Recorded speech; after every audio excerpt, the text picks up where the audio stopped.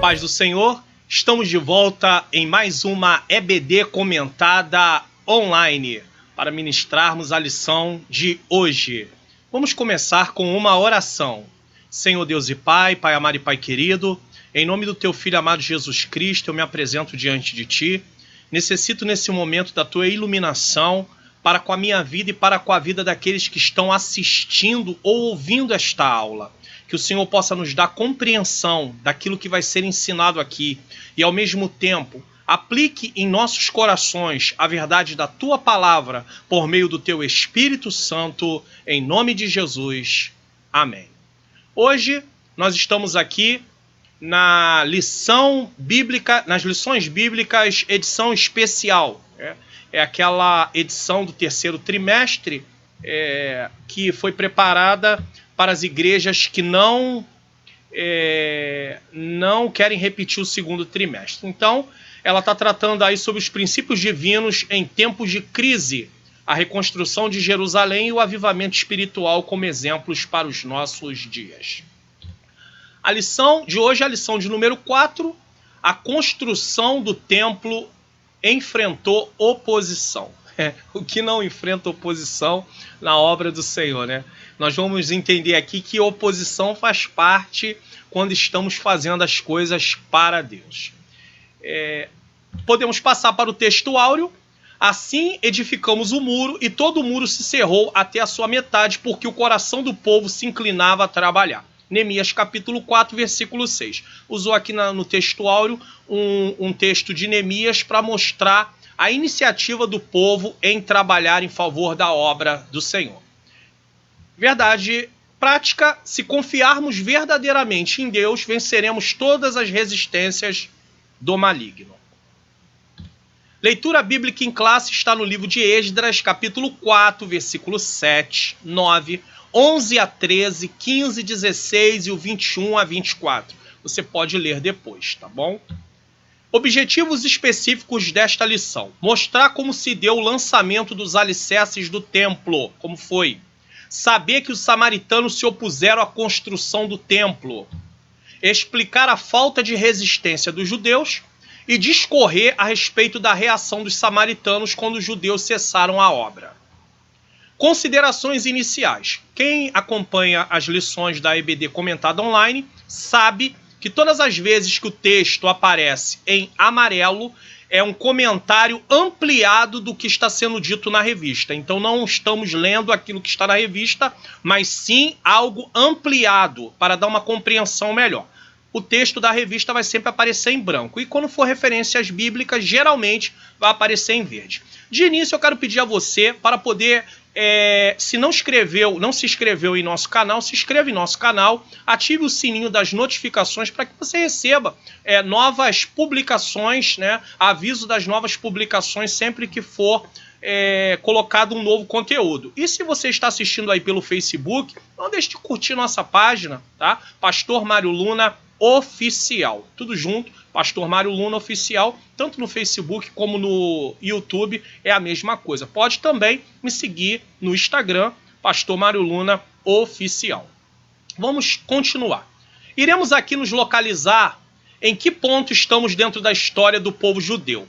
Após voltarem do exílio, a reedificação do templo era necessária, pois deveria haver entre eles um lugar de adoração e comunhão com o Todo-Poderoso. O altar, que é o centro do culto judaico, já tinha sido restaurado, porém agora era o momento do templo ser reconstruído, e isso deveria ser visto como uma prioridade para eles. Então, os que haviam voltado do cativeiro lançaram os alicerces do templo. Todavia, o povo da terra debilitava as mãos do povo de Judá e inquietava-os no edificar. Então havia uma oposição para que esta obra não fosse realizada. Esdras 4:4. Zorobabel, juntamente com o povo, além de trabalhar arduamente na construção, tiveram que enfrentar inimigos externos e internos. Homens que se infiltraram no meio dos trabalhadores, cujo único objetivo era atrapalhar e impedir a reconstrução. Porém, os judeus, sob a liderança de Zorobabel, não se deixaram intimidar pelos adversários. Sempre que desejamos empreender algo em favor do povo de Deus, os adversários se levantam. Mas quando confiamos no Todo-Poderoso, inteiramente recebemos força e coragem para lutar. Talvez você esteja enfrentando algumas lutas, porém não desanime. Não olhe para os inimigos e nem dê atenção às suas críticas, mas continue a olhar firmemente para Jesus e seja um vencedor. Aqui nós tivemos um entendimento do que estava acontecendo dentro do contexto histórico da época. Então, o povo de judeu voltou do exílio da Babilônia e agora eles já tinham restaurado o altar do Senhor e era necessário também restaurar o templo, ou seja, reconstruir o templo que havia sido derrubado. E isso fez com que dentro do trabalho que eles estavam empreendendo realizar, houve o quê? Oposição. E aqui tem uma palavra de ânimo para que nós não venhamos desanimar diante das oposições. Vamos ver isso com mais detalhes durante a aula. Introdução. O altar havia sido restaurado, a festa dos tabernáculos celebrada e o holocausto contínuo estava sendo oferecido cada dia, conforme o rito. Esdras capítulo 3, versículo 2 a 4. A vida espiritual dos judeus que haviam retornado do cativeiro seguia o que estava prescrito na lei de Moisés. Então eles estavam vivendo de acordo com aquilo que tinha sido prescrito na lei. Eles estavam em obediência em relação a isso. Somente esperavam um momento de iniciar a reedificação do templo. Para uma melhor compreensão, vamos entender o esboço do livro de Esdras até o capítulo de número 6. No capítulo de número 1, temos a proclamação de Ciro. Já estudamos sobre isso quando ele dá ordem para que o povo volte. No capítulo 2, o registro dos que voltaram. No capítulo 3, lança-se os alicerces do templo. No capítulo de número 4, a obra é suspensa. E no capítulo de número 5 e 6, o templo é acabado, que é uma lição que vai vir posteriormente. Tópico 1. Os alicerces do templo são lançados. Depois que os materiais para a construção do templo chegaram, e isso é importante dizer, que quem bancou, quem custeou a obra toda foi o povo da Pérsia. Interessante que Deus tocou no coração de Ciro e ele também liberou verbas para que a obra fosse realizada, porque o povo judeu em si, de si mesmo, não teria condição nenhuma de realizar aquela obra financeiramente, tá? Segundo a concessão feita pelo rei Ciro da Pérsia, Zorobabel e os que haviam voltado do cativeiro lançaram os alicerces do templo. Esdras 3, 8. Todos apresentavam muita animação para o trabalho. Subtópico 1. O lançamento dos alicerces foi celebrado com uma solenidade. Os sacerdotes já paramentados, quer dizer, vestidos a caráter, e com trombetas, e os levitas filhos de Asaf, com saltérios para louvarem ao Senhor, conforme a instituição de Davi, rei de Israel. Esdras 3:10. Então, eles estavam seguindo uma orientação, como Davi tinha feito, e eles estavam ali para louvar o Senhor. Todos os que assistiram ao lançamento dos alicerces expressaram seus sentimentos com tão grande júbilo que as suas vozes se ouviam de muito longe. Esdras capítulo 3, versículo 12 e 13. Nós lembramos aqui que nesse lançamento, e quando as coisas foram fluindo e até a construção, houve quem ficasse triste de ver que o templo seria bem menor do que o templo que havia antes da destruição ali de Jerusalém, do povo judeu, antes deles irem, né, da cidade do povo judeu, antes deles irem ali para o cativeiro. Mas nesse lançamento dos alicerces, o povo estava alegre, estava feliz, por quê? Porque estava recomeçando, haveria uma reconstrução. Subtópico 2, a reedificação do templo. A reedificação do templo foi resultado do despertamento que veio através de Ciro, rei da Pérsia. Esdras 1, versículo 1 e 2.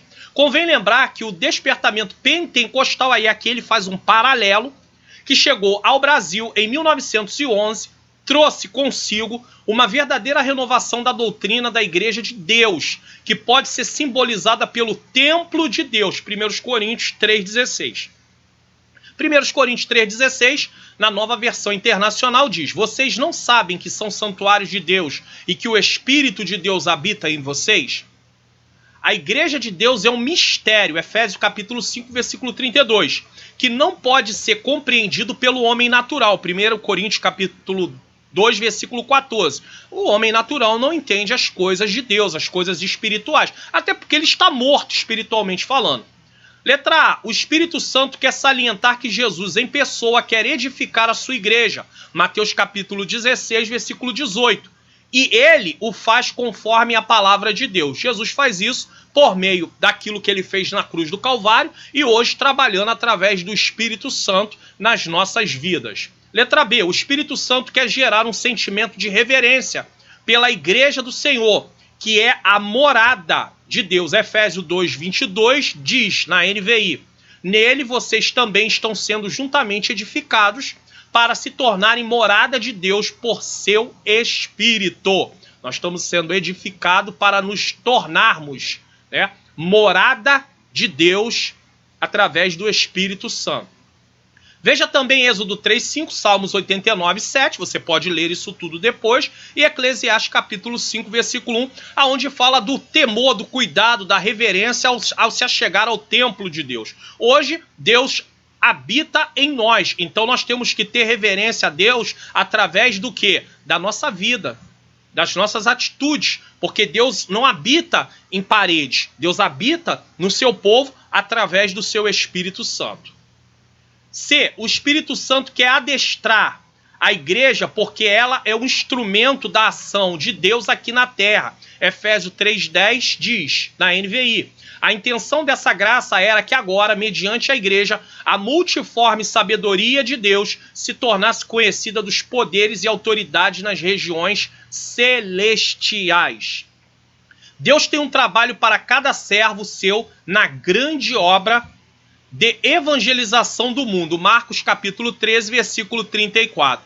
Então, a igreja está envolvida em anunciar o reino de Deus. Quando João Batista começa o seu ministério, ele começa anunciando o reino de Deus. Quando Jesus começa o seu ministério, ele começa anunciando o reino de Deus. E ao voltar, dando as últimas instruções para os discípulos ao voltar ao céu, antes de voltar ao céu, Jesus disse, fazei discípulo. Ele mandou o quê? Ir e pregar o evangelho, ou seja, anunciar o reino de Deus, é evangelização. Já falei em outras lições, principalmente do segundo trimestre, em relação à carta aos Efésios, que a evangelização ela não envolve só você na rua, dando folheto, entendeu? A evangelização também envolve o ensino, como agora. Eu estou aqui evangelizando através do quê? De ensinar a palavra de Deus. E eu também, através disso, posso contribuir para a edificação de outras pessoas, porque discípulo, fazer discípulo é um trabalho de uma vida toda. Eu sou um discípulo e estou discipulando.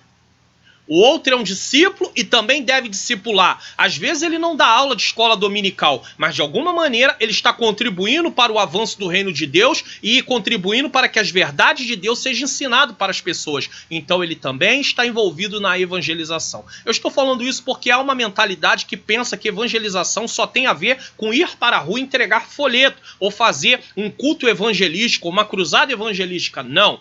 Ensinar a palavra de Deus também está ligado à evangelização. É claro que isso de forma sistemática, compromissada, enfim. Prosseguindo aqui, síntese do tópico 1. Os alicerces do templo são erguidos e o povo celebra o lançamento com uma reunião solene. Então, eles haviam colocado o alicerce, lançaram o alicerce, tá? Fizeram o alicerce e eles fazem o quê? Uma celebração, uma reunião solene. Estavam felizes. Porém, algo haveria de vir ainda. Prosseguindo. Tópico 2. Os samaritanos opõem-se à construção do templo. Subtópico de número 1. Entre os moradores da terra estavam os samaritanos. Então vamos aprender algo aqui sobre isso. Quando Nabucodonosor levou o reino de Judá cativo para a Babilônia, os samaritanos passaram a morar na terra. Estes eram descendentes de uma mistura de gente que o rei da Síria tinha deslocado para as cidades da Samaria, ou de Samaria, depois de ele ter levado as 10 tribos do reino do norte em cativeiro para a Síria. Segundo Reis, capítulo 17, versículo 23. Eram pagãos que haviam sido ensinados acerca do Deus de Israel. Assim, os samaritanos continuavam servindo a seus deuses. mas também temiam o Senhor. Segundo Reis 17, 23 a 33. Eu vou fazer uma explicação aqui para poder ampliar o entendimento, né? Para entendermos com mais detalhe, posso complementar com o seguinte. O povo samaritano surgiu quando o Império Assírio, em 722 a.C., derrotou as 10 tribos do norte. Samaria e as outras cidades importantes foram dominadas. Seguiu-se então o cativeiro da maioria dos sobreviventes, do Reino do Norte, não do Reino do Sul. O Reino do Sul foi para o cativeiro através de Nabucodonosor, Babilônia. O Reino do Norte foi para o cativeiro através do Império Assírio, tá? Isso é importante. Os judeus que foram deixados, então, foi levado uma parte do povo, mas foi deixado ficaram alguns do povo, né? Aquelas pessoas mais pobres, mais deficientes, elas ficaram. E essas pessoas mais pobres, olha o que aconteceu. Essas pessoas que foram deixadas, olha o que aconteceu. Os judeus que foram deixados misturaram-se com outros povos que os assírios enviaram para ocupar a terra. Então, os assírios, eles tinham o seguinte comportamento. Eles vinham, dominavam a terra, tiravam o povo daquele lugar, levavam para um outro lugar e traziam um povo de outro lugar e colocavam ali. Então, eles faziam uma desestrutura total na vida daquele povo. Mas, às vezes, eles deixavam daquela terra ali, do povo que eles levavam para outro lugar, eles deixavam uma parte do povo. Mas o povo mais simples, o povo mais pobre, eles ficavam. Foi justamente esse povo que ficou na terra, misturando-se com o povo que veio, que deu origem a quem? Deu origem aos samaritanos. A população mista resultante foi chamada de samaritana. Foi essa população mista que se opôs à construção do templo, como veremos a seguir.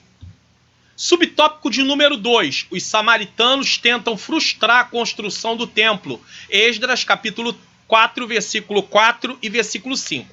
A maldade dos samaritanos levou-os a enviar uma carta ao rei da Pérsia contendo acusações mentirosas contra os judeus. Esdras, capítulo 4, versículo 12 e 13. Ou seja, eles apelaram ao rei da época.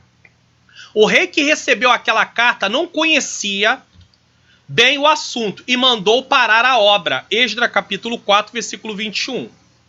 Quando os oficiais de Samaria ouviram acerca da reconstrução de Jerusalém, tentaram intervir, pois aparentemente reputavam Judá como parte da província deles. Então eles não queriam que aquela obra fosse feita.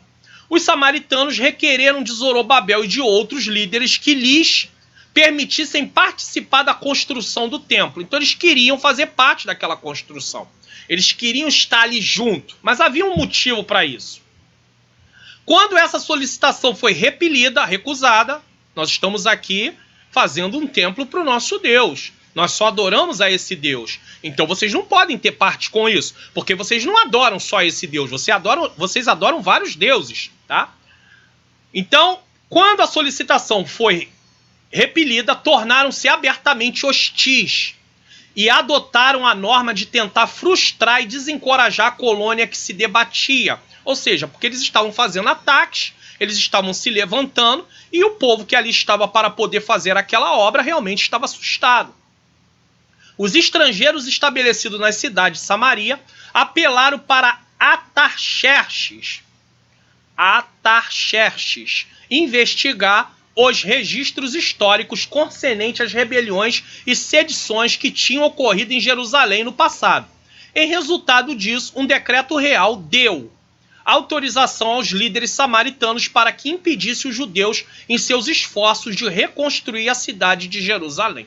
Então eles recorreram ao rei e falaram para o rei, olha só, faz o seguinte, consulta os registros que vocês vão ver que já houve rebelião desse povo. E se eles continuarem fazendo o que eles estão fazendo, eles vão trazer problema de novo para o reino. Então eles usaram de um artifício de algo que havia acontecido no passado, mas eles tinham uma nova autorização e eles vieram em nome do Senhor, é claro, mas também com a autorização de Ciro. Então eles não estavam ali debaixo de desobediência, eles estavam em obediência. Mas o samaritano, astutamente, eles apelaram para o rei e mostraram para o rei e deixaram o rei numa situação onde ele faz uma pesquisa e ele realmente constata que havia tido algum problema, Mas ele não leva em consideração que os judeus não estavam ali por sua conta própria. Eles estavam ali a mando de Ciro. Foi Ciro que mandou eles voltarem e foi o Senhor que tocou no coração de Ciro. Com isso, os trabalhos de construção foram interrompidos e não foram reiniciados até 15 anos mais tarde, aproximadamente, durante o reinado de Dário. Aí entrou um Dário que não é propriamente o Dário do tempo de Daniel, tá? Mas entrou um Dário para poder ali autorizar a situação também, porque houveram vários Dários, né? Então a gente tem que ter assim cuidado, porque os nomes se parecem bastante, mas eles têm outras definições em relação a isso. Prosseguindo. Síntese do tópico 2. Os samaritanos que estavam entre os moradores da terra se opõem à construção do templo. Então eles não queriam o templo construído de forma alguma. Tópico 3. Como se explica a falta de resistência dos judeus? Os judeus, houve ali aquela oposição e como é que os judeus, por que os judeus eles não resistiram? Então vamos aprender o porquê. Subtópico 1. Os judeus deveriam ter ido ao rei da Pérsia para assegurar a construção. Uma ordem dada por uma autoridade superior não pode ser invalidada por uma autoridade inferior. Isso é verdade. A ordem de construir o templo tinha sido dada pelo Deus do céu, através do rei Ciro, a maior autoridade da época, que assinara o decreto da construção do templo. Muitos estudiosos, isso aqui é um pensamento, tá? Pensam que a interrupção dos trabalhos de reconstrução do templo é um simples exemplo de falta de fé por parte daqueles que estavam encarregados da obra. Ou seja, deixaram de confiar no Senhor. Eles tiveram autorização de Ciro, a autoridade e a bênção de Deus no início do empreendimento. Eles, como Neemias, deveriam ter continuado firmes no trabalho apesar da oposição. E Neemias realmente prosseguiu. Independente da oposição, ele foi em frente. E Deus certamente teria tornado possível a conclusão do trabalho, conforme haviam planejado.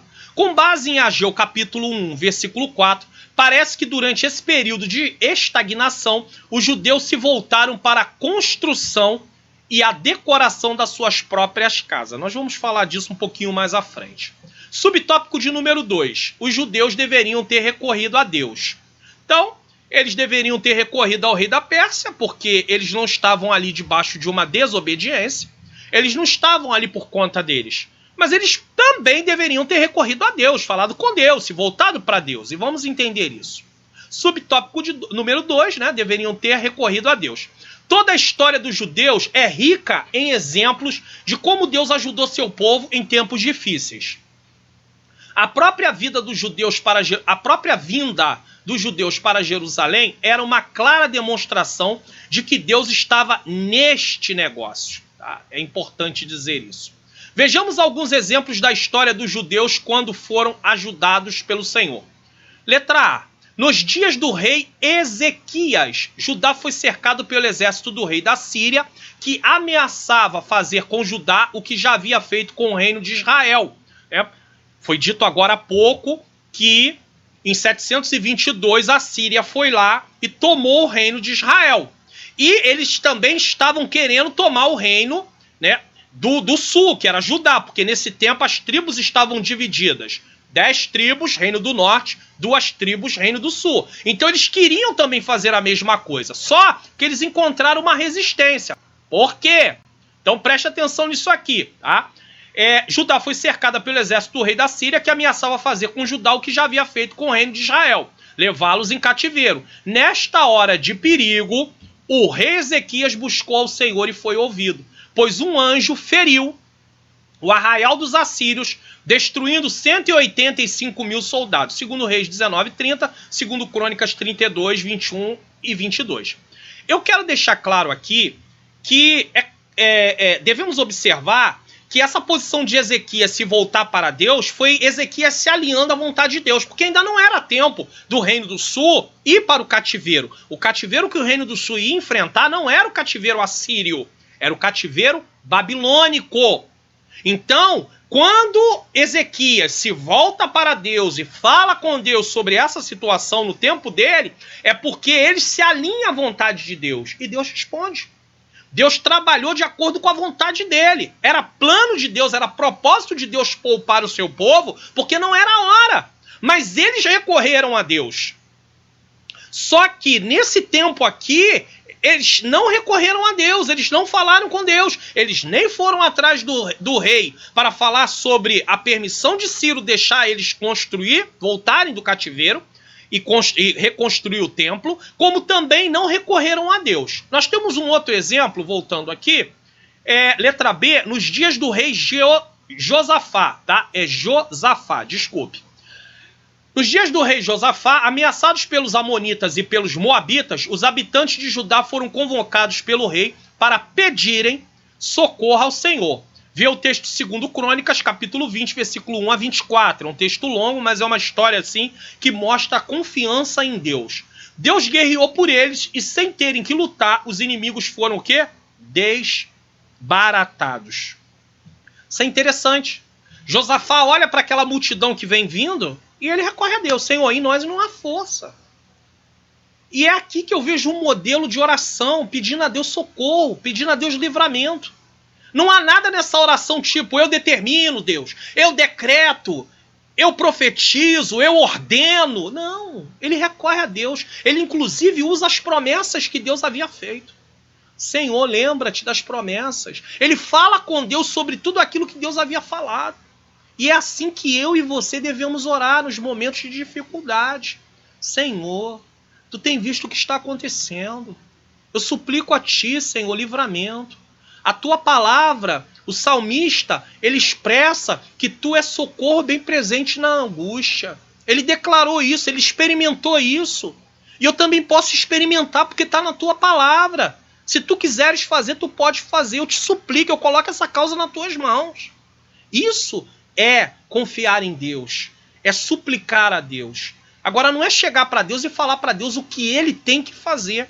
Porque Deus é Senhor, nós somos servos. Nós não podemos dizer para Deus o que ele tem que fazer. Tá? Deus não vai ser ensinado por nós.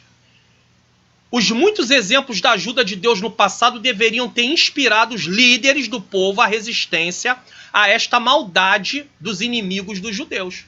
Então, eles tinham uma história onde havia ocorrido vários livramentos. É bem verdade que muitos é uma nova geração, mas o judeu tinha o hábito de contar aquilo que havia acontecido para as gerações futuras. Era até a ordem de Deus fazer isso, mas eles não levaram em consideração isso, tá? E por que não foram inspirados? Então vamos entender. Subtópico 3 vai responder isso. O motivo da falta de resistência dos judeus era de ordem espiritual. Letra A. Zorobabel. Interessante que tudo passa pela vida de quem está na frente. Tudo passa pela vida de quem está com compromisso da liderança. Existem igrejas inteiras sofrendo por causa de situações de líderes que estão se distanciando da vontade de Deus, do querer de Deus.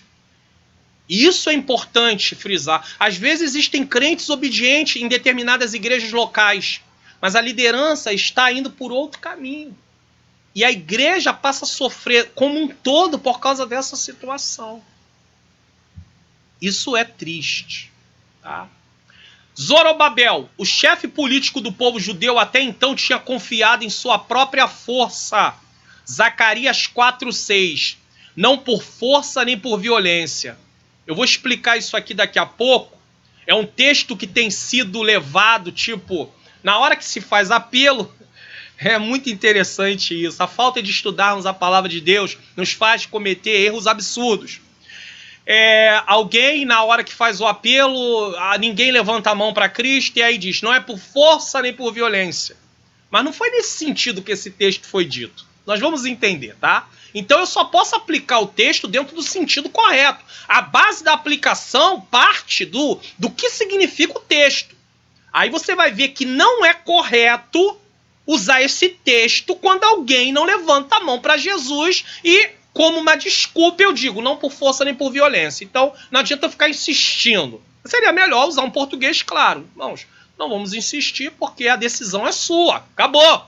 mas não usar um texto como Zacarias 4:6, fora do contexto total, para poder dizer que não é por força nem por violência. Essa é uma falha que nós temos cometido gravemente. Quando as suas próprias forças se esgotaram, olha aí, ó. Quando as suas próprias forças se esgotaram de quem? De Zorobabel, não teve mais condições de resistir, sentindo-se inteiramente desarmado diante do inimigo. Embora essa mensagem tenha sido entregue a Zorobabel, é aplicável a todos os crentes. Nem o poderio militar, era disso que o texto estava dizendo. Zorobabel não era por força, não era com os meios deles, seria através dos meios de Deus, tá? Isso é importante. Embora essa mensagem tenha sido entregue a Zorobabel, é aplicável a todos os crentes. Nem o poderio militar, nem o político, nem as forças humanas poderão efetivar a obra de Deus. É disso que o texto está tratando. Nem por força, nem por violência. Vocês não vão conseguir vencer essa oposição através das vossas forças. Quem vai agir sou eu, diz o Senhor. Nesse caso ali, no momento. Então, isso não tem nada a ver não por força nem por violência. Não quer aceitar Jesus? Não é por força nem por violência. Não é disso que o texto está tratando. Só conseguiremos fazer a sua obra se formos capacitados pelo Espírito Santo. O que tem a ver, não é por força nem por violência, em relação ao apelo, com ser capacitado pelo Espírito Santo para realizar a obra de Deus? Nada. E por que o povo erra, dando esse tipo de interpretação ao texto? Porque não estuda. Porque não se aplica. A igreja precisaria se aplicar ao estudo da palavra. Principalmente quem prega e quem ensina. E quem prega e quem ensina, muitas vezes está ensinando errado para o povo. Dando explicações do texto de forma equivocada e fazendo aplicações erradas. Por falta de quê? De estudo. Invista no estudo. Compre livros. Compre comentários bíblicos. Para poder fazer comparação de um comentário para o outro sobre aquele determinado texto. Estude um livro de cada vez. Fica aí essa dica. Não adianta comprar vários comentários, querer estudar tudo ao mesmo tempo, não. Estude por partes. Vai estudar no Novo Testamento, vai começar com Mateus, estude Mateus, compre comentários de Mateus de autores diferentes. Estude. E aí você vai conseguir entender, comparar. Foi lá, ler o texto na Bíblia, você vai ter o teu entendimento. Agora eu vou comparar com o que os comentaristas dizem. Comentário 1, comentário 2, comentário 3. Autores diferentes, por isso eu estou dando 1, 2, 3 como comentários diferentes. E aí você vai aprender, e aí você vai poder ensinar da forma o quê? Correta. Agora, se não investir tempo e também valores, e aí não tem desculpa. Existe na internet meio de você baixar alguns comentários. Então, enfim, de uma forma ou de outra você vai conseguir. E Deus vai abençoar. Tá? Jesus iniciou seu ministério no poder do Espírito Santo. Lucas capítulo 4, versículo 1 e versículo 18. E a igreja foi revestida pelo poder do Espírito Santo no dia de Pentecostes para cumprir a grande comissão, Atos 1:18. Somente se o Espírito governar e capacitar a nossa vida é que poderemos cumprir a vontade de Deus. Então não é por força nem por violência, somente pela capacitação do Espírito Santo.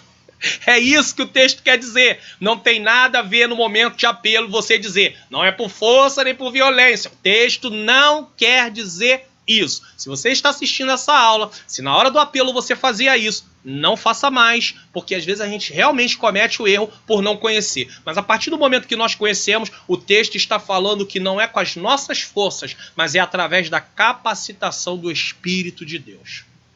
B. Josué. Então nós vimos a situação de Zorobabel. Poderio militar, força deles não daria condição. Eles precisavam se voltar para Deus. Josué, o sumo sacerdote e líder religioso do povo, estava com suas vestes manchadas, Zacarias 3:3. Este fato tirou dele toda a autoridade espiritual. Diante do problema causado pelos inimigos, ele não tinha fé para buscar.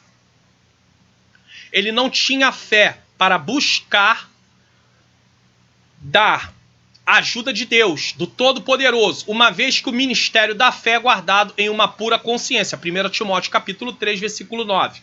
Aqui Deus traz também uma solução, ou seja, tinha um problema. A situação estava descrito o que estava acontecendo também com o sumo sacerdote, Josué. Porém, Deus é colocado ali um problema, mas é mostrado no próprio texto uma solução. Toda correção tem o propósito de restaurar o povo de Deus. É por isso que não adianta chegar no púlpito de uma igreja e dar lição de moral ao povo, né? Porque se falar só o que está errado, né? Não faça isso, não faça aquilo, não faça isso, não faça aquilo, é lição de moral. Mas é a solução do problema. Como é que se resolve o problema, aquele problema? Vai se falar daquele que está mentindo, vai falar daquele que está fornicando, vai falar daquele que está inventando fofoca, inventando calúnia, enfim, N coisas. Tá, e como resolve isso? Tem que apresentar a solução. Se nós nos baseamos num texto bíblico para pregar, nós vamos ter a solução no próprio texto. Agora, o problema é que as pessoas pegam a Bíblia, leem um texto e começam a falar um monte de coisa desvinculada daquele texto e acham que isso é pregação e estão dando lição de moral na igreja. Só que aqui foi apresentado um problema, mas também vai ser apresentada a solução. Vamos ver a solução? Aqui Deus traz uma solução. Toda correção tem o propósito de restaurar o povo de Deus. Zacarias 3,3 fala de estar trajado de vestes sujas. Vemos aqui a base das acusações de Satanás, ao dizer que Josué era indigno como sumo sacerdote. Mas, se o sumo sacerdote era impuro, quem poderia fazer expiação pelo pecado? É uma pergunta. Um sumo sacerdote impuro, não haveria expiação pelo pecado. E o povo começaria a estar em grande aperto. Se ele não pudesse fazer expiação pelo pecado, como poderia o povo de Israel ser perdoado? Sem expiação não haveria perdão. A resposta a essa pergunta é apresentada de uma maneira dupla abaixo, nos próprios versículos posteriores. Veja bem, Zacarias 3,4 fala de tirai-lhe as vestes sujas. Olha a solução de Deus para a acusação do inimigo. Deus tornou Josué novamente digno para ser o sumo sacerdote, dando-lhes vestes novas. O inimigo vem com suas acusações, mas Deus tem a solução para as acusações. A Bíblia vai dizer, talvez você lá atrás cometeu vários erros, fez várias coisas erradas. Talvez você que está assistindo essa aula ainda não entregou sua vida para Cristo. Você tem cometido várias coisas erradas. Você sabe dos seus erros, você sabe dos seus pecados. E aí você diz, para mim não tem mais jeito. Ou talvez você veio lá e aceitou Jesus, mas ainda fica lá sendo acusado na sua consciência. Não, você foi isso, você foi aquilo, ou alguém lança na tua face o seu passado. Ou você que ainda não tem Cristo fica pensando, não tem jeito. A Bíblia vai dizer em Romanos capítulo 8, versículo 1, nenhuma condenação há para os que estão em Cristo Jesus. Não há condenação. Deus perdoa. Em Cristo Jesus nossos pecados são perdoados. E aqui Deus justifica o sumo sacerdote mudando-lhe as vestes. Dessa maneira, Josué tornou-se um tipo vindouro do renovo, versículo 8, de Zacarias 3, 8, o qual cumpriria uma função sacerdotal e proveria vestes de justiça para nós com base em seu próprio mérito. De quem que está falando? De Jesus. Então ele está dizendo que aqui nessa parte, o sumo sacerdote Josué apontava para aquele que viria e seria capaz realmente de nos vestir com uma veste de justiça. Nós estávamos indignos diante de Deus. E através dos méritos de Jesus, ao aceitarmos como Senhor e Salvador da nossa vida, como nosso substituto, como aquele que foi punido no nosso lugar, nós recebemos vestes de justiça e podemos agora nos apresentar diante de Deus e ter comunhão com Deus e ter o Espírito dele morando dentro de nós. Aquele que estava sendo acusado de indigno, agora está perdoado, colocado na família de Deus e sendo chamado de filho. Isso não para a glória dele, isso não para eu me engrandecer, mas isso sim para que eu seja grato a Deus e eu ame a Deus por tudo que ele e por tudo que ele, por bondade e misericórdia, fez pela minha vida. Eu tenho que olhar para Deus pelo que ele é e pelo que ele fez. Porque tem gente que se aproxima de Deus esperando o que ele pode fazer. E ele espera bênçãos materiais. Só que a maior bênção foi deixar Jesus, entregar Jesus para morrer em nosso lugar. E isso não tem nada que compre. Por mais que nós venhamos para a presença de Deus buscar coisas materiais, mesmo que nós ganhássemos o mundo inteiro, isso não seria suficiente para pagar ou para comprar a nossa salvação. A salvação foi comprada e foi paga pelo sangue de Jesus que foi derramado na cruz do Calvário. Foi por isso que ele gritou na cruz: está consumado. Tetelestai. Foi pago, passado.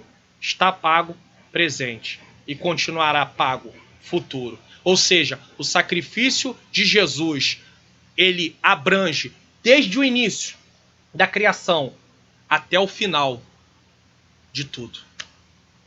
Até a consumação. O sacrifício de Jesus do início ao fim. Isso é maravilhoso, tá? Zacarias 3,5 fala de um turbante limpo. Segundo ponto, trocou as vestes, agora turbante limpo. O turbante fazia parte da vestimenta do sumo sacerdote. Um novo turbante limpo completa as vestes restauradas do sumo sacerdote, indicando que Deus tinha tirado o opróbrio do sacerdócio. Então Deus completou tudo. Para Zorobabel, não por força nem por violência, capacitação do meu espírito. Foi isso que foi dito. Para Josué, mudança de veste. Estava sendo acusado, muda as vestes, dá um novo turbante, colocou ele em posição. Agora eles estão em condição de continuar a obra que havia sido começada, mas interrompida por causa do quê? Da oposição do inimigo físico e oposição do inimigo espiritual. Porque, na verdade, o adversário de nossa alma, o maligno, ele incita pessoas para poder se opor para que a obra de Deus não seja realizada. E nós vamos falar um pouquinho mais sobre isso mais à frente. Síntese do tópico 3. Os judeus não resistiram à oposição dos inimigos e pararam a reconstrução do templo. Pararam. Não resistiram. Tópico 4. A reação dos samaritanos quando os judeus cessaram a obra. Subtópico 1. A tristeza dos judeus. O povo em geral tinha, desde o início da construção, acompanhado o trabalho com simpatia. Os judeus trabalhavam com muito entusiasmo e com muita união. O povo tinha ouvido falar de que o Deus do céu estava do lado dos judeus, ajudando-os. E agora? Onde estava o seu Deus? Essa é uma grande pergunta quando cada um de nós chega o dia, na nossa vida, o dia da adversidade. Aonde está Deus? E às vezes, nós nos deixamos levar pela situação e acabamos acreditando que Deus nos deixou. Mas vamos ver se é dessa forma mesmo. É muito comum nos esquecermos nos momentos de aflições de tudo que o nosso Deus é capaz de fazer por aqueles que nele confiam. Assim como o povo judeu nessa ocasião fez. O salmista no Salmo 46, versículo 1 diz: o salmista está expressando, isso aqui é uma declaração do salmista. Não é o próprio Deus falando, como os profetas às vezes chegam e dizem assim: assim diz o Senhor. Aqui é o salmista falando algo sobre a grandeza de Deus. Olha o que o salmista vai falar. Deus é o nosso refúgio e fortaleza. Ele usa de forma figurada a palavra refúgio e fortaleza, falando que estar em comunhão com Deus nos concede o quê? Nos concede segurança, nos concede proteção, socorro bem presente na angústia. Em algumas traduções, aflições, tribulações. Então, o salmista olhava para Deus e reconhecia que Deus é refúgio e fortaleza e Deus é socorro presente na hora da angústia.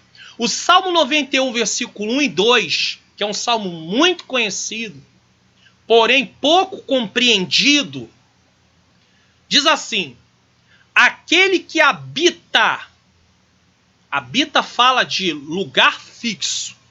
Aquele que habita, é claro, de forma figurada, mas você vai entender, no esconderijo do Altíssimo, aquele que habita no esconderijo do Altíssimo, à sombra do Onipotente. Olha a declaração do salmista. Ele reconhece Deus como todo-poderoso, onipotente, tem todo o poder.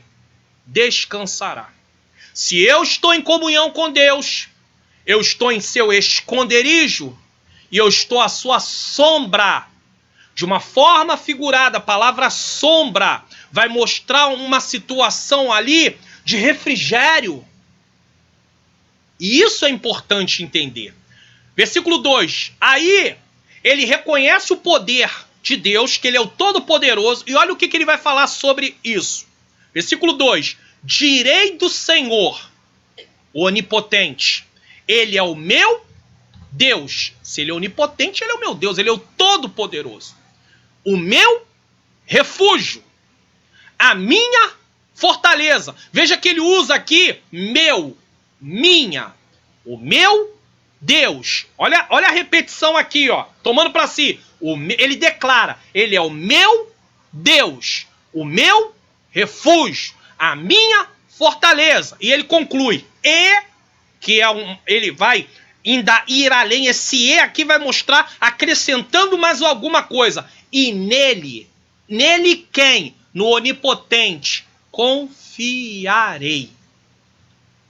Era assim que tanto o salmista, no Salmo 46, como no Salmo 91, viam a Deus. Quando olhamos para o Novo Testamento, as aflições são mencionadas com maior frequência. E o que nos resta é confiar no cuidado de Deus. Não podemos jamais ficar tristes, achando que Deus nos abandonou só porque as coisas estão difíceis. É assim que eu vou me comportar? O salmista diz que Deus é refúgio e fortaleza, socorro bem presente na hora da angústia. O outro salmista diz, ele é o meu Deus, ele é o meu refúgio, a minha fortaleza e nele confiarei. E aí na hora que as coisas ficam difíceis, eu acho que eu estou abandonado por Deus? Não posso.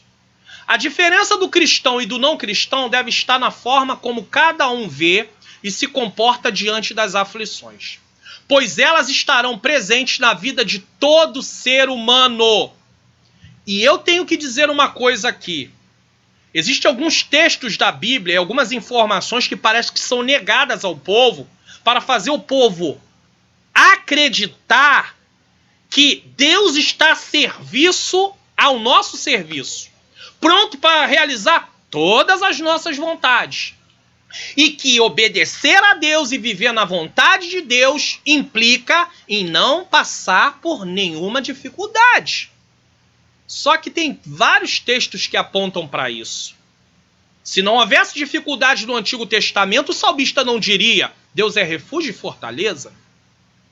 Se não houvesse dificuldade no Antigo Testamento, o salmista não diria, direi do Senhor, ele é o meu Deus, o meu refúgio, a minha fortaleza e nele confiarei. E aí abaixo, porque esses dois versículos é a base de todo o Salmo 91. Porque ele, sabendo do Deus onipotente, ele confia que ele te livrará do laço do passarinheiro, da peste perniciosa, ele te cobrirá com suas penas, debaixo de suas asas estará seguro, a sua verdade é escudo broquel, não temerá espanto noturno, nem seta que voe de dia, nem peste que ande na escuridão, nem mortandade que assola ao meio-dia, 1000 cairão ao teu lado, 10.000 à tua direita, e tu não serás atingido. Ele está falando do Deus onipotente. Mas ele via Deus assim. E como eu e você vemos Deus? Isso não quer dizer que não haveria adversidade na vida de quem estivesse em comunhão, habitando no esconderijo do Altíssimo. Mas ele estava falando do poder desse Deus, o que esse Deus era capaz de fazer. E aí pega um Salmo 91 torcem o Salmo 91 de tal forma que aquele que serve a Deus, nada daquilo vai lhe acontecer. E isso não é verdade. E aí tem um monte de crente frustrado. Por quê? Ensino errado. O salmista está falando sobre o poder de Deus, o Deus Todo-Poderoso. Mas ele não está dizendo que aquilo vai acontecer na vida de todos os cristãos, ou de todo servo de Deus que ali ainda não tinha o evangelho. Então eu nem posso usar a palavra cristão nesse caso. Mas para a nossa aplicação nós vamos entender. É o Deus que pode nos livrar do laço do passarinheiro, da peste perniciosa. Ele pode nos cobrir com suas penas. Debaixo de suas asas podemos estar seguros. 1000 cairão ao meu lado, 10.000 à minha direita, mas eu não serei atingido. Ele pode fazer isso? Pode. Mas ele pode permitir que alguma adversidade chegue até a minha vida. E o que eu preciso fazer? Deus é refúgio e fortaleza. Socorro bem presente na hora da angústia. Eu preciso continuar confiando nele. É isso que eu preciso. Olha só como acontece tanto com justos e injustos, cristão e não cristão. Eclesiastes 9:2. Poucos leem esse texto, mas ele existe na Bíblia, tá? Tudo sucede igualmente a todos. O mesmo sucede ao justo e ao ímpio, ao bom e ao puro, como ao impuro. Assim ao que sacrifica, como ao que não sacrifica. Ou seja, quem sacrificava e o que não sacrificava. Assim ao bom como ao pecador, ao que jura com o que teme o juramento. Então isso pode acontecer, enfermidade pode acontecer com o cristão e o não cristão, desemprego pode acontecer para o cristão e não cristão, um acidente pode acontecer com o cristão e o não cristão, e isso não quer dizer na vida do cristão que Deus o abandonou. Isso faz parte da vida humana. Jesus disse: no mundo tereis aflições, mas tende bom ânimo, tenha coragem. Alguém corajoso para enfrentar as dificuldades do dia a dia. Precisamos, inclusive, separar o que é luta porque sou cristão e o que é dificuldade por causa de ser humano. Muitas coisas que nós passamos não tem a ver com ser cristão, tem a ver com ser humano. Agora, toda vez que tiver uma questão por causa de perseguição, por causa de ser cristão, aí sim. Mas um desemprego, se não for por causa de dizer assim, ele é cristão, vou te mandar embora. Na maioria das vezes não é por causa disso. Então vem um desemprego, às vezes até por minha culpa, porque eu sou negligente no meu trabalho. E aí vai tudo para conta de Jesus. Olha a luta que eu estou passando. Mas eu fui irresponsável lá no trabalho e a luta, a culpa é de Jesus. E não é de Jesus a culpa. Ou então, a empresa decidiu o corte de gastos, me mandar embora. E o que eu faço? Confio no Senhor. Mas não me volto contra Deus dizendo: Deus me abandonou, Deus se esqueceu de mim, eu vou determinar, eu vou decretar, eu vou ordenar. E tem uma coisa, hein, Deus? Ou tu abre a porta ou eu saio da tua presença. Sabe quem vai perder? Sou eu, você. Porque, na verdade, Deus não depende nem de mim nem de você para existir. Mas eu e você dependemos do que Ele proporcionou para termos vida eterna. Senão, o nosso destino é separação eterna, tormento eterno. Então, vamos parar de pensar que podemos colocar Deus na parede e dizer: ou tu faz ou eu vou embora. E tem gente ensinando isso por aí. Coloca Deus na parede. Fala com Deus. Usa o crédito que tu tem. Que crédito? Quem foi que te deu crédito? Os méritos são de Jesus. Eu não tenho mérito. Você não tem mérito. Repudie esse tipo de mensagem. Quando você ouvir alguém pregar esse tipo de mensagem, entra aqui, sai aqui, joga fora, joga no lixo. Não serve para nada. Isso é lixo. Lixo. Isso é lixo. Que Deus tem que fazer, que eu tenho direito, eu não tenho direito. Os direitos que eu recebi foram dados através do que Jesus fez. Então eu não tenho direito. Meus. Méritos meus. Todo cristão deve estar consciente disso e confiar no que a palavra do Senhor nos diz. Consciente de quê? Que sobrevém coisas, tanto para quem é cristão como quem não é cristão. O que vai mudar é a forma como eu vou encarar aquela situação. Romanos 8, 35 a 37, na Almeida Revista Corrigida, diz: 35. Quem nos separará do amor de Cristo? A tribulação, ou a angústia, ou a perseguição, ou a fome, ou a nudez, ou o perigo, ou a espada? 36. Como está escrito, por amor de ti somos entregues à morte todo dia. Fomos reputados como ovelha para o matador. É claro que Paulo aqui está falando até sobre perseguição por ser cristão.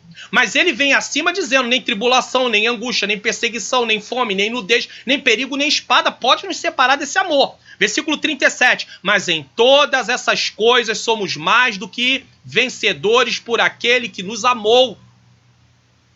Deus amou o mundo de tal maneira que deu seu único filho, unigênito, para que todo aquele que nele crê não pereça, mas tenha a vida eterna. E aí, no momento de dificuldade, eu olho para Deus e digo, tu me abandonou porque as coisas não estão correndo como eu esperava. Que bom, né? Que coisa interessante, né? Eu desconheço tudo que Deus já fez. Eu desconheço quem Deus é. Eu não olho para o sacrifício que é a maior obra realizada. Nada se compara ao que Jesus fez. Eu estou preocupado com coisas perecíveis, porque não estão correndo da forma que eu planejei. Meus sonhos não estão sendo realizados. Mas os seus sonhos estão enquadrados na vontade de Deus? Porque estão ensinando por aí que você pode sonhar que Deus vai realizar. É mentira. Deus só vai realizar aquilo que estiver de acordo com a vontade dele. Se estiver na vontade dele, alinhada à vontade dele, aí vai acontecer. Caso contrário, não vai acontecer. Ah, pastor, mas me ensinaram que se eu botar o joelho no chão, se eu fizer campanha de oração, se eu jejuar, a coisa vai fluir e Deus vai fazer o que eu quero que ele faça. Em que Bíblia se basearam nisso? Porque não é na nossa Bíblia. Não é na Bíblia que nós temos. De repente é uma versão exclusiva de quem está ensinando isso. Então temos que ter muito cuidado com o que andam ensinando por aí. Tá? Subtópico 2, a alegria dos samaritanos. Aí os samaritanos ficaram alegres, a obra parou. Os inimigos dos judeus regozijavam-se grandemente. Certamente os conselheiros foram parabenizados pela sábia e competente ação. Isso aqui é uma conjectura. Acha-se que eles foram parabenizados, né? Porém, o gozo de ímpio é de pouca duração. O gozo dos filisteus que haviam prendido Sansão terminou em tragédia. Então ele bota alguns exemplos aqui para mostrar que ainda que alguém está festejando, isso é uma coisa que vai passar. Agora, nós precisamos ter uma postura e nós vamos ver essa postura. Letra B, a alegria dos sacerdotes que alugaram Judas para trair Jesus foi de curta duração. Com a ressurreição de Jesus, seus problemas se agravaram. Mateus 28, 11 a 15. Apesar de nós cristãos, é aqui que precisamos ter cuidado. Porque ainda que o inimigo esteja festejando, e ainda que esses inimigos sejam pessoas que se opõem a nós, vamos atentar para o que vai ser dito aqui, ó. Apesar de nós cristãos sabermos que vamos enfrentar oposições de pessoas, devemos sempre ter em mente que nossa luta não é contra pessoas. Isso quer dizer que não vamos revidar o que fazem conosco. Vou repetir. Isso quer dizer que nós não vamos revidar o que fazem conosco. Pisou no meu pé, eu vou pisar no pé também. Falou asperamente comigo, eu vou falar asperamente com ele também. Me ignorou, eu vou ignorar ele também. Não me deu a paz do Senhor, eu não vou dar a paz do Senhor para ele também. Isso não pode ser feito assim. Tá? Então, isso quer dizer que não vamos revidar o que fazem conosco, mas vamos nos voltar para Deus, pedindo a Ele graça e livramento. Senhor, você está vendo o que está acontecendo? Eu preciso de ajuda, eu preciso de força para vencer esse momento.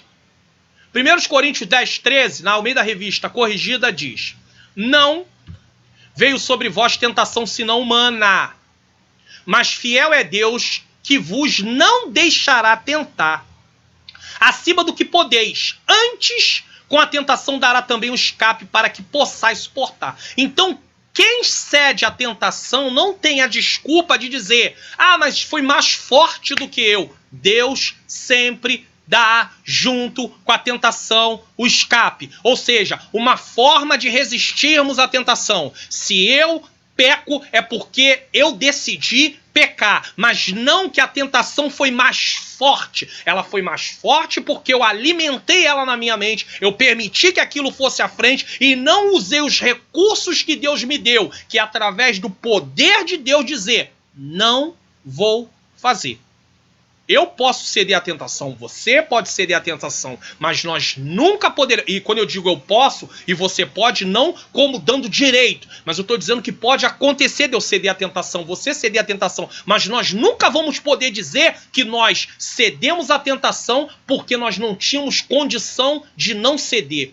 Deus nos dá condição de não ceder, de dizer: não vou fazer.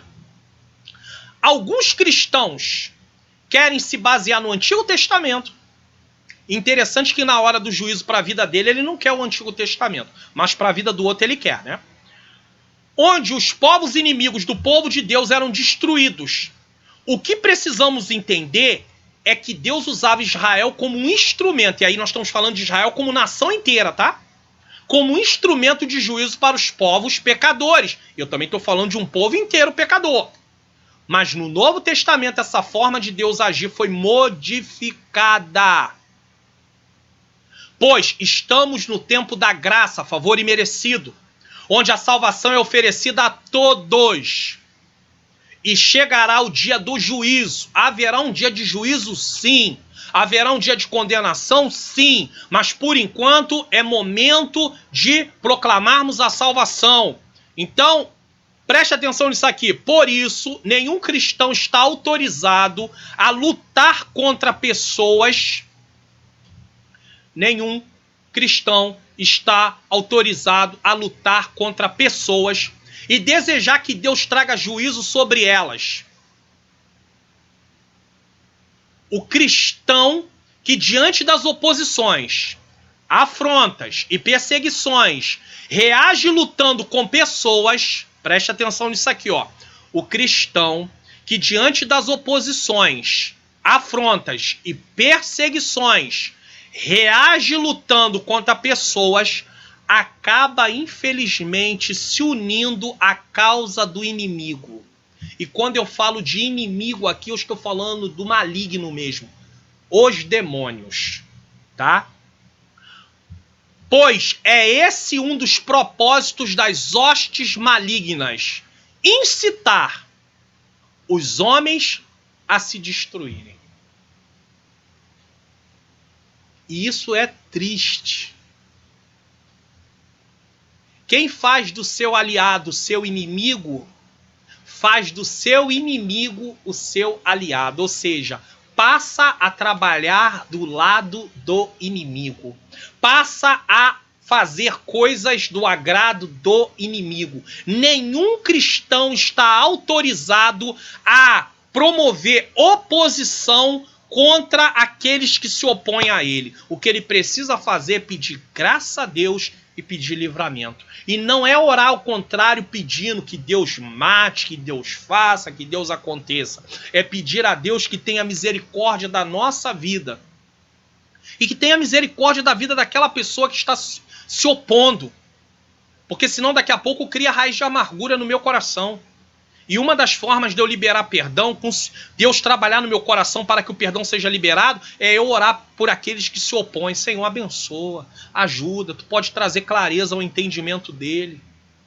Mas eu não posso ficar orando, Deus cobra, tu tá vendo, eu não mereço isso que eu tô passando. Tu sabe, Senhor, eu sou um servo tão dedicado, Senhor. Olha, ele não quer nada contigo. Isso não é forma de orar não, meu irmão, minha irmã. Mas por que a gente ora assim? Porque nós não aprendemos. Se nós olharmos a Bíblia, não tem orações feitas assim. Procura as orações no Novo Testamento como são feitas. E no Antigo Testamento, quando havia uma oração imprecatória, ela estava baseada em alguma coisa a nível do todo, do povo. Não é justiça individual. Deixa com Deus. Deixa Deus trabalhar, tá? Subtópico 3, o desânimo dos judeus. Os judeus que tinham voltado do cativeiro para construir o templo sentiram-se humilhados e tristes, mas passado algum tempo, acomodaram-se com a situação e não lutaram pela continuação da construção do templo. Deixaram-se dominar pelo desânimo, ficaram desanimados, né? O desânimo é uma das mais eficazes armas usadas por Satanás contra os crentes. Lutemos contra o desânimo em nome de Jesus. Mais uma vez, estamos diante de uma reação do tipo: Deus não pode ser conosco, pois se ele fosse conosco, não estaríamos passando por isso. É mais ou menos isso, né? Então, já que estamos passando por isso, e Deus não é conosco, o jeito é ficarmos prostrados. Vou parar, vou cruzar os braços. Estou diante de Deus, fazendo a obra de Deus, fazendo o querer de Deus, e estou na luta. Então agora eu vou cruzar os braços. Vou dar uma descansada. Vou descansar. Não vou fazer mais nada para Deus. Nada, não vou fazer nada. Essa é a minha atitude? Essa deve ser a sua atitude? Não. Letra A. E por isso, veremos a seguir o resultado desse desânimo. Letra A. Alguns conformaram-se pensando que talvez ainda não era a vontade de Deus construir o templo. Ageu 1:2. Tá? Eles acharam que ainda não era a vontade, o tempo, né? Ageu 1:2 diz: assim fala o Senhor dos Exércitos, dizendo: este povo diz, não veio ainda o tempo em que a casa do Senhor deve ser edificada.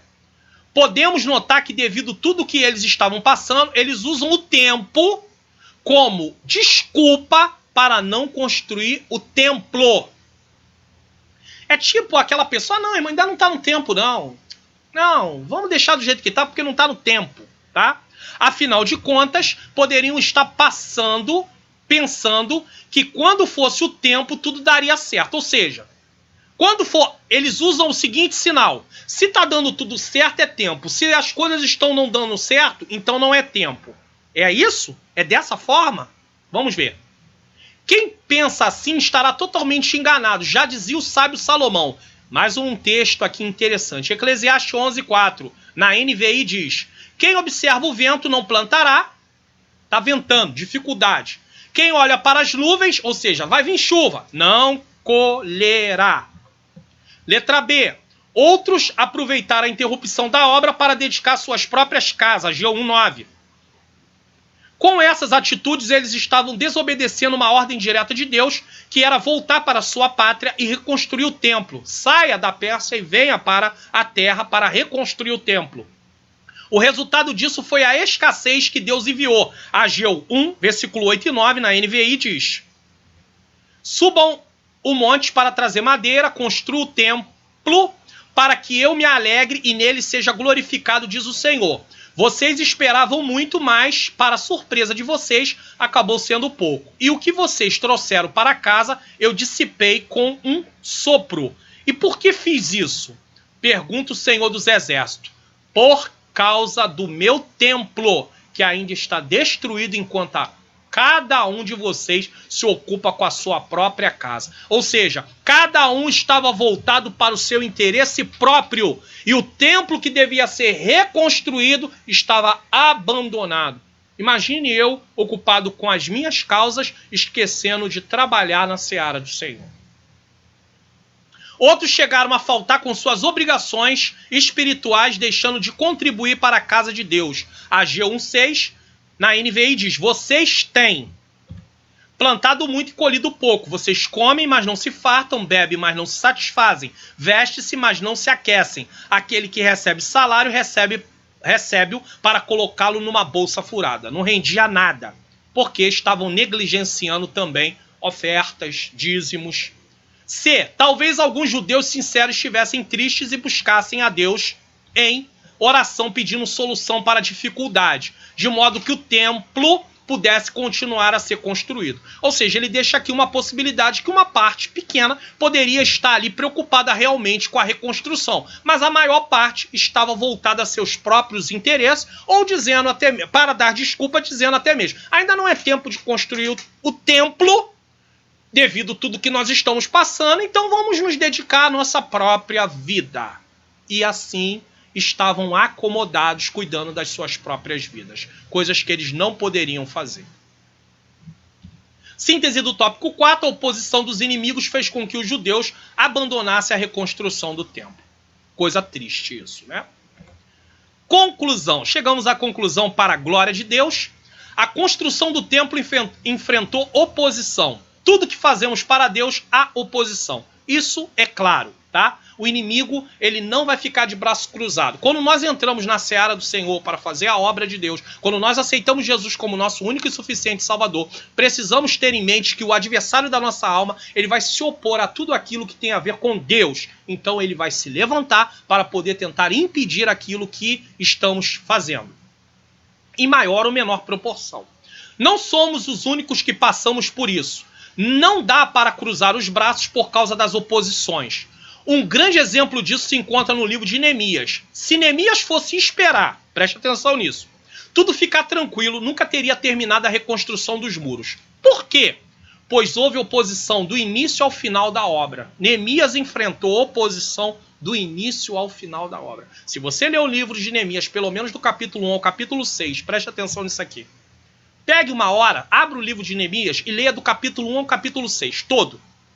E você vai constatar o que Neemias enfrentou. E ele enfrentou oposição, problemas externos vindo do povo da terra, lá os samaritanos, contra aquilo que estava sendo feito, e problemas internos, injustiça cometida dentro do próprio povo judeu. E assim é feito também entre nós. Nós encontramos problemas, oposições externas, fora, e encontramos oposições internas no meio do povo. E estou para dizer que nos dias de hoje estamos encontrando, pelo menos aqui no Ocidente, desse lado de cá do mundo, muito mais oposição interna do que oposição externa, apesar da oposição externa existir também. Na verdade, o livro de Neemias nos ensina que todo cristão deve se preparar para todo tipo de oposição quando estiver buscando a Deus e realizando a obra de Deus. Se o cristão for esperar as oposições, preste atenção, perseguições e tribulações cessarem para ter uma vida de comunhão com Deus e realizar sua obra, ele nunca conseguirá nenhuma nem outra coisa. Ah, eu vou esperar o vento passar. Eu vou esperar tudo se acalmar. Ah, eu vou entrar na caverna e vou ficar lá paradinho. Deus foi lá e mandou chamar Elias. Elias, o que faz aqui? Ah, eu tenho sido zeloso, tem acontecido isso. Elias, ainda tem trabalho para fazer. Vai lá, faz isso. Aí depois Deus pega e leva Elias. Mas até então, ele teve que terminar aquilo que tinha para fazer. Então não adianta querer se esconder por causa da oposição. O cristão precisa entender que ao aceitar Jesus ele vai enfrentar. Então ele vai ter que estar preparado para oposições, para calúnias, para perseguições, para coisas que possam inventar. Às vezes ele pode estar no momento de estarem falando bem dele, daqui a pouco podem começar a falar mal. Ele tem que estar preparado para tudo isso, para rejeição. Vai ter momentos de aceitação, tapinha no ombro, abraço, mas daqui a pouco quando você começa a falar algumas coisas que eles não gostam, aí eles começam a te rejeitar, te abandonar, se opor, tentar fazer alguma coisa para as coisas não funcionarem. O cristão tem que estar preparado para tudo isso, e Neemias é um modelo disso. Quer aprender como enfrentar as oposições? Leia o livro de Neemias. É importante você compreender isso. Inclusive, já que estamos falando de Neemias, eu posso falar aqui, ó, de um livreto meu que tem a ver com Neemias, o desafio para realizarmos uma grande obra para Deus. Esse é o tema do meu livreto, né, que eu escrevi, falando do capítulo 1 ao capítulo 6. O que passamos para realizar uma grande obra para Deus. Se você quiser adquirir, fique à vontade, não há nenhum problema. Você vai estar contribuindo com o meu ministério. Já que estamos falando de Neemias, eu aproveitei aqui para poder falar um pouquinho de um livro, de um livreto. Não é um livro, é um livreto, tá? Com aproximadamente 100 páginas, tá? Mas é um livreto. E você vai aprender sobre isso, sobre os desafios de realizar uma grande obra para Deus. Então não tem esse negócio de, eu vim para a presença de Deus, eu não quero passar luta, eu não quero passar prova. Nós estamos na contramão do sistema, onde o maligno tem trabalhado. Então vamos passar luta, vamos passar prova. Vai haver oposição no meio, no nosso meio também, onde pessoas não vão compreender, onde vai haver pessoas com ciúme, onde vai haver pessoas que não vão querer que você esteja na posição que você está. Inclusive tem gente que quer a posição que você está, mas não quer o trabalho que você realiza. Tem pessoas buscando o status. Quer o lugar apenas para dizer eu sou, mas trabalho não quer realizar. Faça aquilo que Deus te chamou para fazer.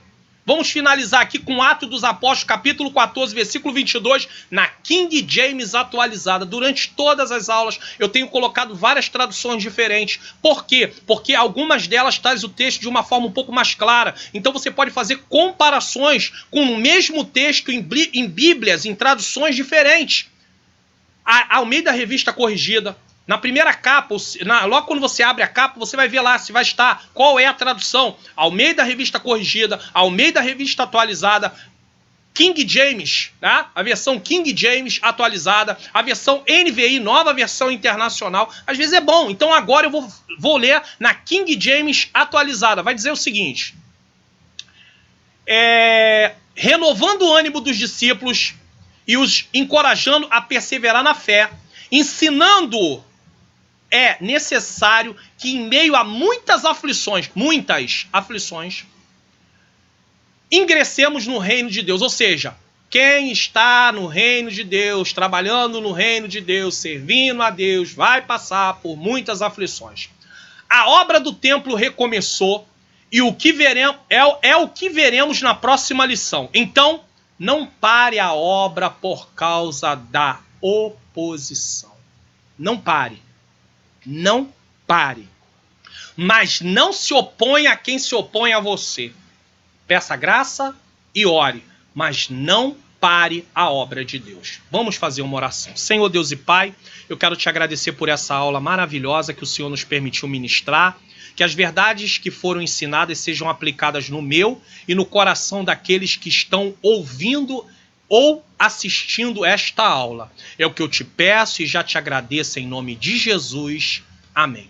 Que você não esqueça de se inscrever no meu canal no YouTube, se você ainda não se inscreveu. Também ative o sininho das notificações para que a cada nova publicação você receba a notificação que tem uma nova publicação. Ou se você está assistindo pelo Facebook, por favor, se inscreva aí na minha página, tá bom? Se inscreva na página para que você também possa receber os avisos de novas publicações. Sempre Pastor Mário Luna Oficial, seja no YouTube, seja no Facebook ou seja até mesmo no Instagram.